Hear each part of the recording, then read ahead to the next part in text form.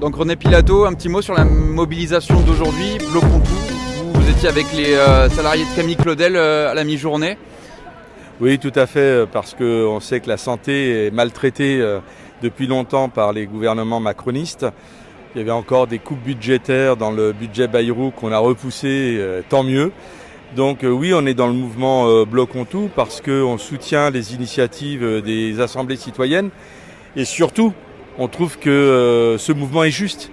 Il est juste parce qu'il y a 10 millions de pauvres, ça n'arrête pas d'augmenter, il y a des gens qui dorment dans la rue, des enfants qui meurent dans la rue. Il y a le retour du scorbut, ça paraît anodin, mais c'est incroyable. C'est-à-dire qu'il y a des gens qui ne mangent pas depuis plus de 3 mois des légumes frais ou des fruits.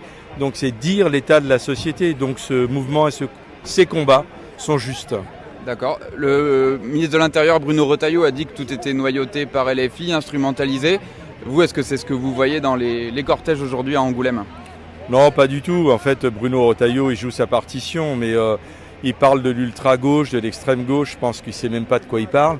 LFI, par la voix de ceux qui sont souvent sur les plateaux télé au niveau national, a dit, et on nous a dit, vous participez aux assemblées citoyennes, vous regardez, vous mettez au service des décisions qui sont prises et vous accompagnez le mouvement. Et c'est ce qu'on fait.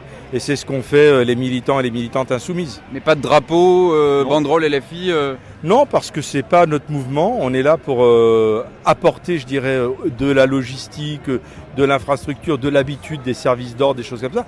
Mais c'est pas à nous de gérer le mouvement. Le mouvement, il est d'ailleurs très bien géré. Et ça se passe plutôt bien à Angoulême, donc tant mieux. On a juste envie qu'il grossisse. Le récupérer, c'est de l'abougrir. Donc ça a été dit.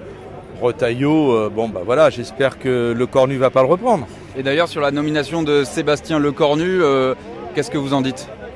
Une très belle continuité. Macron fait du Macron. Il a mis son clone. Le Cornu, c'est le seul ministre qui a fait tous les gouvernements de Macron. Les 7, il les a fait. C'est-à-dire que c'est le fidèle parmi les fidèles. Il y avait Alexis Collère, il y avait Le Cornu. D'ailleurs, il a quelques affaires aux fesses, Le Cornu. Il en a au moins 3. Il était dans l'affaire Benalla. Donc, en fait, dans le casting, il a tout à fait le profil de la continuité de la Macronie. Et pour la suite du mouvement, il y a une grosse mobilisation intersyndicale jeudi 18 septembre. À quoi on doit s'attendre ?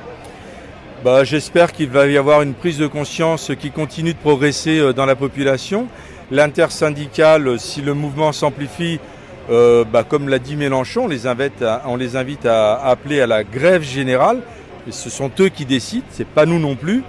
Mais il faut qu'on destitue Macron. En fait, le blocage, c'est Macron, quoi. Okay. Merci beaucoup.